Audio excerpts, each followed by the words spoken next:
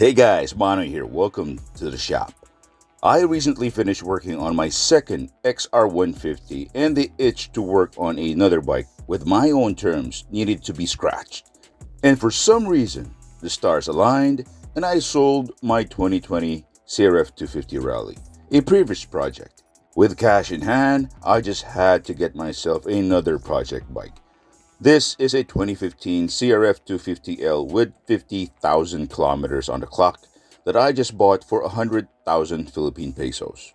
In this video, I will tell you all about it, and if you're planning to buy one yourself, I will also tell you what potential issues to look out for and how to deal with them. Stick around because this is a good one. Now, some of you might think that 100,000 pesos for a 10-year-old bike with 50,000 kilometers is probably too much. Well, in most cases, it is, but this one is an exemption, which I will explain along the way. Now, before I started stripping this bike down, I had a really good impression for its condition. It's mostly stock, complete with street-legal lights, which is a good sign, and the owner was honest enough to mention all the things he has done to it in terms of keeping it in top shape. He also mentioned that he only used it on the streets, which can be proven by the tires this bike came with. Also, all the original documents related to this bike is complete. And to further prove this bike is a good deal, I asked my friend and fellow bike builder, Jerry, for a second opinion, who used to have a bike just like this. Now, one thing we were really particular about during the inspection was the engine.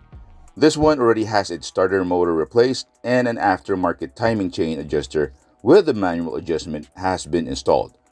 These are parts that normally get replaced at this point to further extend the bike's usability.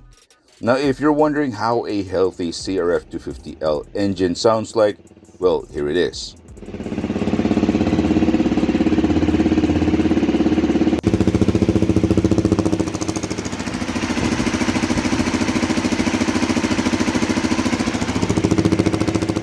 No weird noises or whatsoever. And this engine runs strong. Now, further inspection of this bike has shown areas of concern that need to be addressed ASAP. For example, the fork oil seals need to be replaced, a clear indicator that these forks need to be rebuilt. Another common problem with the CRF250L is the steering bearings. If there is any sort of resistance when turning the handlebars, well, those bearings need to be replaced. In this case, I don't have to. Another area of concern is the electricals, which is next to the engine in terms of importance. This model CRF is notorious for their faulty starter motor relay. If yours tends to produce a rapid clicking sound when starting it, then chances are yours need to be replaced.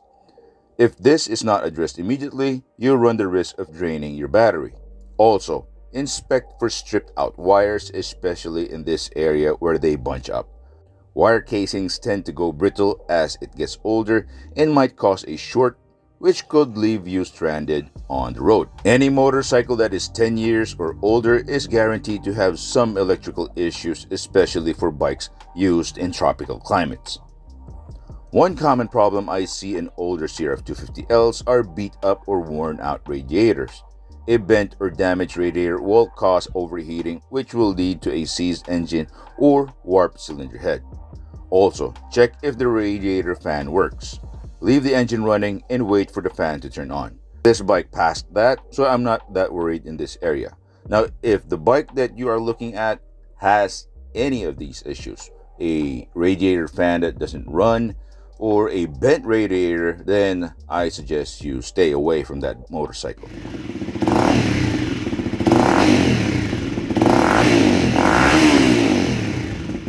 Now, just like all used or older bikes, there will be parts that need replacing.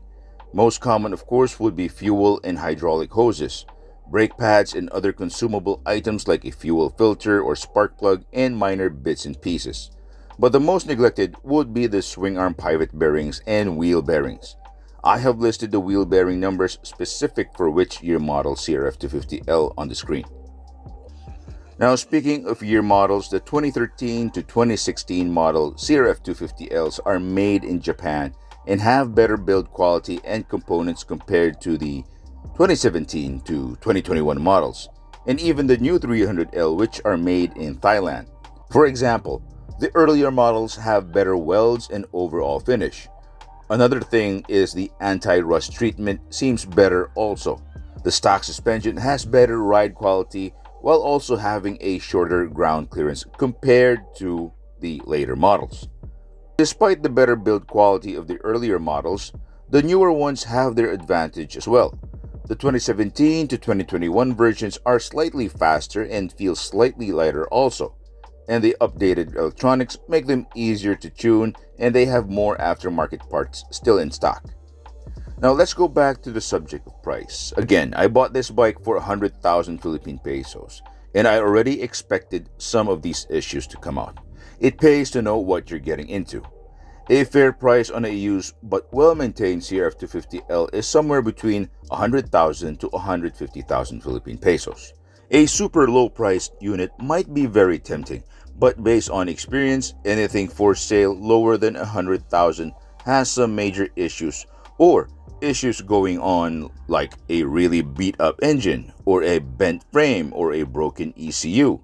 In most cases, a low-price unit might not even mean the bike is in really bad shape, but something worse, a lost vehicle registration, which is a pain in the ass to retrieve, or even way worse than that, the bike might be stolen. Now, the purpose of this video is to help you would-be buyers looking for a used CRF250L to enjoy.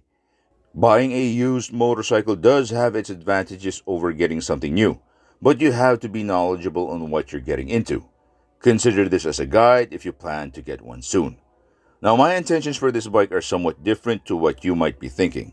I run a small motorcycle tire shop that specializes in supermoto wheel conversions here in the Philippines, and this will serve as a model unit for the shop once I have sorted everything out and get it dressed up with new plastics and graphics.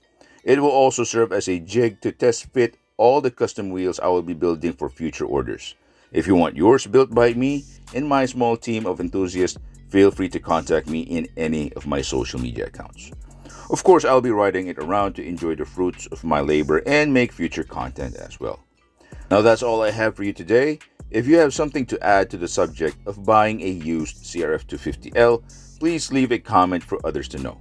And if you like this video, consider subscribing to the channel. As always, see you next time. Bye.